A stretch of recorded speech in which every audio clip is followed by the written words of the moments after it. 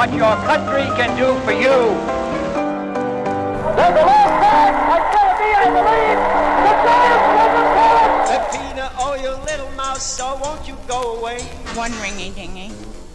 Hand off to Griffin, cracks the middle, gets the 5. Touchdown, Ohio State. Oklahoma, where the wind comes sweeping down the plain. I'm interested to know, Gracie, who's your choice? Need you ask, George? Time now for spinning my dad's vinyl. Here with all his skips, scratches, and pops is my dad, Frank Vaccarello. Thanks, sweetie. And thank you for tuning into episode 28 of Spinning My Dad's Vinyl. It was a movie for the ages.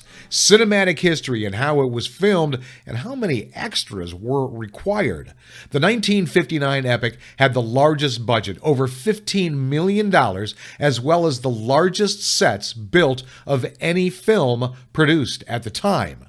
And the score was just as large. So, get ready for big music from the big screen in Volume 28, Ben Hur. Now, I'll be using the album's extensive liner notes and the included hardbound book for this episode. Prelude places the listener immediately in the atmosphere of the period of Ben Hur. After the opening motif, which appears later in the picture in all the places connected with the Christ theme appears majestically, underlining that this is a tale of the Christ. Throughout the picture, every time the Christ appears or his name is mentioned, the sound of an organ is heard, which then becomes associated with him. The heroic Ben Hur theme follows, and then the love theme of Ben Hur and Esther. The victorious Ben Hur theme returns, and the prelude ends strongly with the opening motif.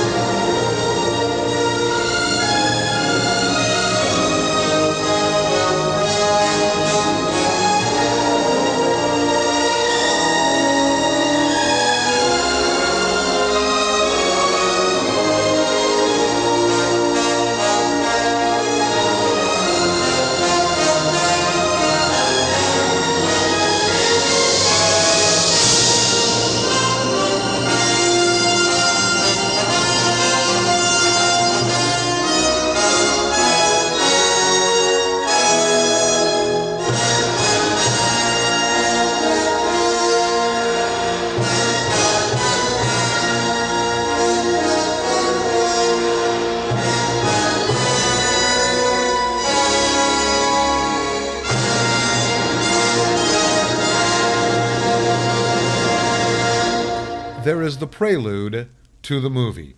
Okay, why this album? Well, I thought it was an interesting part of my dad's collection. The album is in a nice box, and there's a hardbound book that is included that has some interesting movie notes in it, so we're going to actually start with that right now. For 80 years, the story of Ben Hur has never been out of print. Probably no other novel has ever had such influence on so many millions around the world. In the title, Ben Hur, there seems to be the magic that stirs the heart and uplifts the soul. About once every 20 years since 1880, Ben Hur has roared over the literary and theatrical horizon to create a new global furor. All of this began when a man of war decided to write about the Prince of Peace. In the eyes of critics, he was not a great writer. By his own admission, he was not a deeply religious man. Yet, as he wrote seated under a beech tree in Crawfordsville, Indiana, his pen dipped into purple ink. There must have come to him some inspiration, some force must have formed his thoughts and shaped his words. How else can one explain the appeal of his novel, completed some 8 years later? How else could he have composed a story that, as one literary historian reported, quote, brought millions to their feet to cheer and more millions to their knees to pray, unquote? General Lew Wallace, flamboyant hero of the Civil War, lived a fantastic life. He could have written about his adventures on the battlefields. He could have found a novel in his contact with Billy the Kid and other desperados who ruled the territory of New Mexico during his days as governor of that frontier territory. He might have written exotic tales of his days as U.S. minister to Turkey.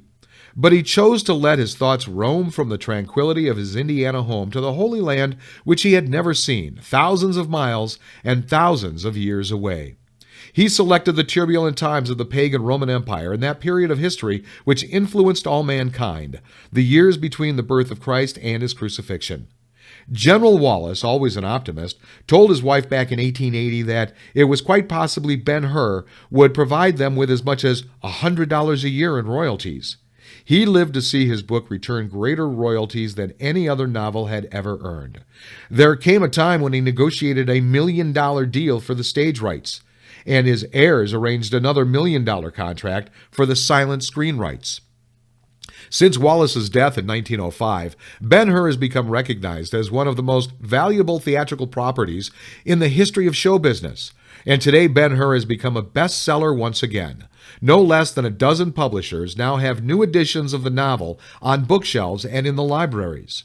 For years, General Wallace refused to permit dramatization of his book.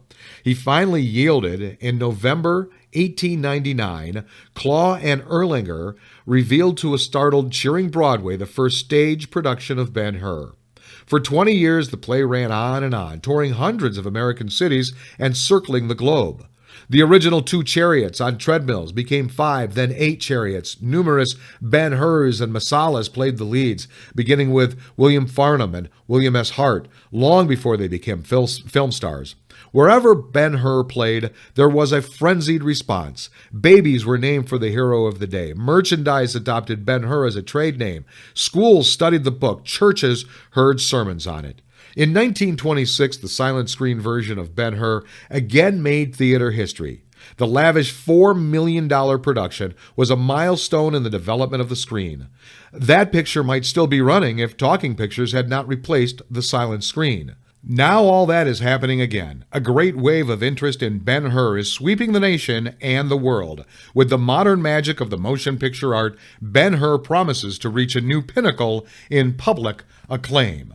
All right, let's learn about our next song, the love theme of Ben Hur. Esther is the daughter of Simonides, steward of the house of Hur, therefore a slave, property of Ben Hur. She is promised in marriage to a wealthy merchant, and Ben Hur reluctantly gives his consent. He soon realizes, however, that she has always been in love with him, and finds that he is not indifferent to her. The love theme has an oriental coloring and accompanies their relationship throughout the picture.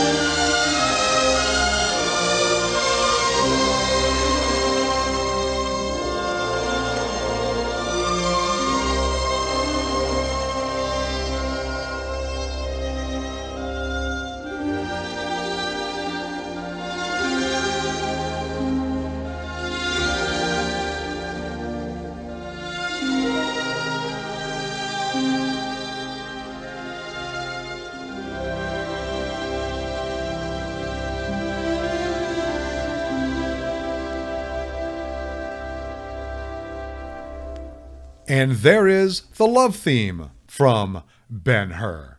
All right, let's learn about the album on this episode. It's Miklos Rozsa, Ben Hur, on the MGM Records label, MGM Records number 1EI.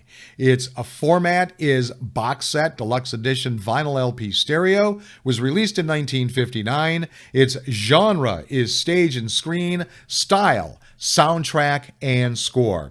Some great liner notes, like I said, I've been reading them for the intro of each of the songs, but let's read the introduction that was written by the composer. The music for Ben Hur was not my first musical excursion into Roman antiquity, as I already paid a visit there with Quo Vadis and Julius Caesar. In Quo Vadis, I had tried to recreate the music of the first century Romans using fragments from contemporary Greek, Hebrew, and other Oriental sources, as nothing Roman has survived. And in Julius Caesar, I was primarily trying to underline musically the Shakespearean drama in which Rome only serves as a background. Ben Hur, with its sweeping human drama, personal conflict, and flamboyant pageantry, needed music which grew out naturally from its atmosphere and became an integral part of it. I was fortunate enough to be connected with it from its very conception. All the music which is used on scene, such as the marches and dances, I wrote in Rome. For inspiration, I walked long afternoons in the Forum Romanum and on the Capitoline and Palatine Hills, imagining the old splendor of the buildings, which are in ruins now, and the excitement of the thronging multitude in flowing togas, in the Circus Maximus, where I wrote the music for the circus and victory parades. I don't know what the children thought who were playing football in the grounds where once the great circus stood, about a strange-looking man who was wildly beating time, goose-stepping to his own whistling, and making quick notes in a little book. But I detected from their looks that they must have thought that this is another of those loony foreigners who go berserk on seeing the places of glorious Roman past and which impress the present-day inhabitants of Rome very little. That would have been interesting to watch. Okay, the Discogs value, the lowest at $1.28, highest at $16.55, and the median at $8. I found a copy on eBay for $11.95 and a copy on Amazon for $10.62. Now, my dad's copy is actually in pretty good shape. It's got some regular wear and tear of it just, normally being pulled out of a record collection. The album itself isn't too hissy. The cover's in pretty good shape. The book that comes with it, by the way, is in pretty good shape as well. I think I will value my dad's copy at $1.50. All right, let's move back to the music. The Rowing of the Galley Slaves. The new commander of the Roman fleet, Quintus Arrius, wishes to test the rowing ability of the galley slaves and puts them through a test. They start at normal speed and go on to battle, attack, and ramming speeds as the hortator pounds out the rhythm.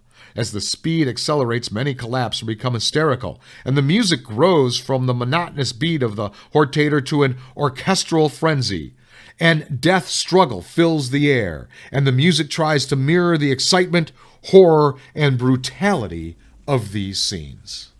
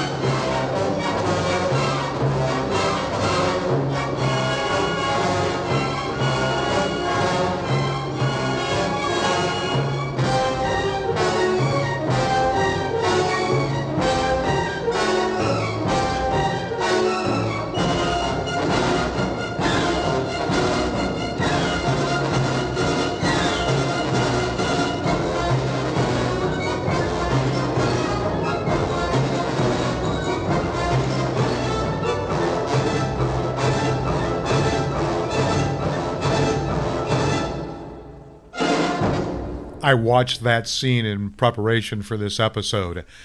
Such an intense scene. The rowing of the galley slaves.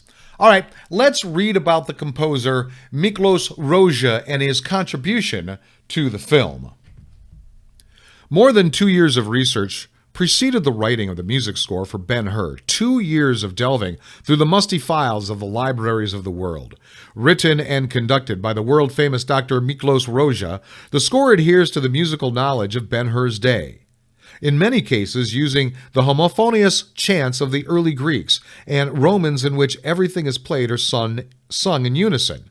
One of the great problems was to make the music sound archaic without being grating to the ear. It took 72 hours and 12 recording sessions to translate the score to the screen, and it emerges the longest ever composed for a motion picture. It was recorded in 6-channel stereophonic sound by the 100-piece MGM Symphony Orchestra under the baton of Dr. Rozsa. The score, which embraces a wide range of composition, is notable for many moods, especially the marches, 3 of which were composed for the production. One is played during the triumphal entry of the Roman legions into Jerusalem. One is background for the victory march of Quintus Arrius into Rome. The third is a prelude to the thrilling chariot race. Greek and Sicilian melodies form the basis for these compositions. While Dr. Rozsa made no deliberate attempt to compose thematic phrases for the various characters in Ben Hur, he did create a love theme for harp and flute introduced at the first meeting of Ben Hur and Esther. Another highly effective use of instrumentation is the transition from full orchestra to organ during the sequences in which the Christ appears. The rare and unusual score is being recorded in both stereo and monaural albums. Metro-Goldwyn-Mayer Records alone has issued 3 separate albums with Rozsa conducting. And obviously, this is one of them. All right, let's move on to the next song. Naval Battle. Macedonian pirates attack the Roman fleet. First, flamethrowers and arrows whistle through the air from ship to ship. Some of the galleys are rammed, and hand-to-hand fighting develops between the pirates and Romans. The galley slaves are chained to their benches. Their panic and death struggle fills the air, and the music tries to mirror the excitement, horror, and brutality of these scenes.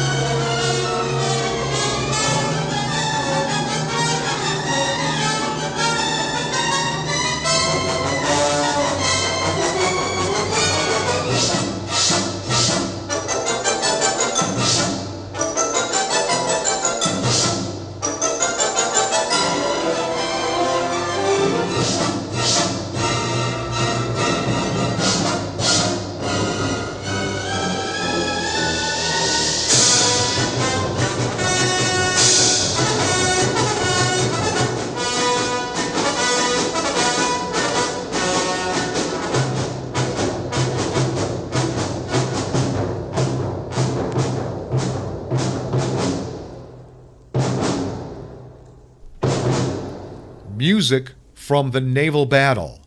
And you can tell from that music just how intense that scene actually was. All right, time now for this episode's interesting side note, and it has to do with the massive amount of people they needed to hire for this movie. Metro-Goldwyn-Mayer opened a casting office in Rome in mid-1957 to select the more than 50,000 persons who would appear in Ben Hur. Literally from the far corners of the world came the men, women, boys, and girls who appeared in front of the 6 cameras used to film the spectacular story. Of the many thousands finally selected, a total of 365 had to speak lines. 45 were considered sufficiently important to be listed as principals. The names of those in top roles read like United Nations roll call. Only 4 of the stars, Heston, Miss Scott, Miss O'Donnell, and Jaffe, were born in the United States or had worked in Hollywood. The others came from such widely separated places as Israel, North Wales, Australia, Ireland, England, Austria, and Italy. Among those with small but important roles are such varied personalities as Claude Heater, a Californian who has gained fame singing with leading opera companies in Europe; Count Mario Rivatelli, whose great-great-grandfather invented the revolver; Tom O'Leary, a Puxtawney, Pennsylvania youth who has been studying opera in Italy; Tibira Mitri, one-time heavyweight boxing champion of Europe; Tudi Lemko, a famous Norwegian ballet dancer, and this list goes on. Members of Rome's aristocracy lined up for work, and with every day bringing at least a count or a baroness to the casting office door. They were ready and waiting when director Weiler decided he wanted genuine patricians to portray guests at an elaborate party. Among those that answered the call were princes, princesses, dukes, duchesses, and the like of royalty. Weiler's determination not to have a clash of accents resulted in his decision to use only Britishers to portray ancient Romans, with Americans for the most part taking the roles of the Hebrews. Days before each big scene was scheduled to go before the cameras, the casting department began notifying extras, all of whom had been cataloged previously. The problems became obvious when it is considered that more than 85% of those who applied had no telephone by which they could be contacted, and many had no address, but had merely indicated that they could be reached through such and such a friend. As the mob extras were engaged, they were placed in the charge of a more experienced extra who thereafter would be responsible for getting those in his group to work on time. It was also his duty to see that his unit, usually 30 in number, moved in and out of makeup promptly. Some 30 water boys in costume circulated among the extras to ladle out water in plastic cups with which each extra was supplied. In order to handle the large mobs of people without confusion, more than 15,000 alone for the chariot race, it was necessary for the first unit to move into wardrobe not later than 5 in the morning, and often the last group would not be cleared until 10 at night. For the comfort and convenience of those extras and bit players, the studio built and maintained a high-speed restaurant, which at its peak fed 5,000 extras in 20 minutes.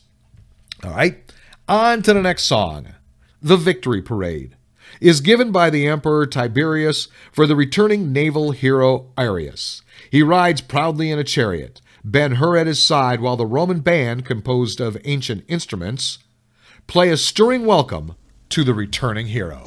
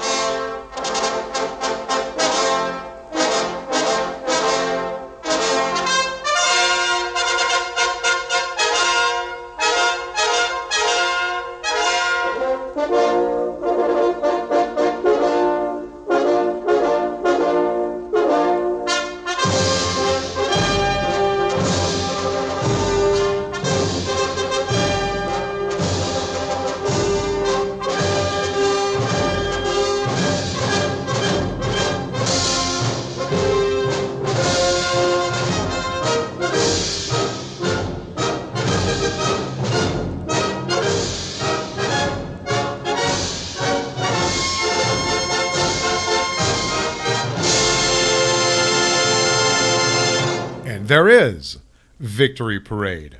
I went back to look at some of the scenes from the movie in relation to the music on this album. The movie was so powerful, and Miklos Rozsa did a masterful job of not letting the music get in the way of the scene, but somehow he made it better.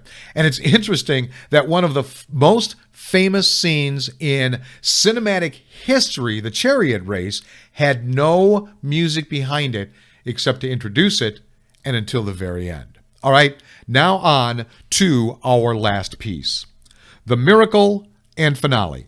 There is a storm after the death of Christ, and as Miriam, Ben Hur's mother, and his sister seek shelter from the raging elements in a cave and ponder over the death of Christ, they suddenly realize that they are cured of the curse of leprosy. As the blood of the Christ mingles from the cross with the water of the surging river, symbolically washing clean the sins of the world, the Christ theme now appears triumphantly with a chorus. Ben Hur sadly returns home from cavalry, profoundly moved by the tragedy of the scene and the last gentle words of the Christ. He sees his mother and sister, who are clean again. Their faith has cured them. They embrace in joy, and as a shepherd passes with his flock under the empty crosses of Golgotha, a chorus sings, Alleluia.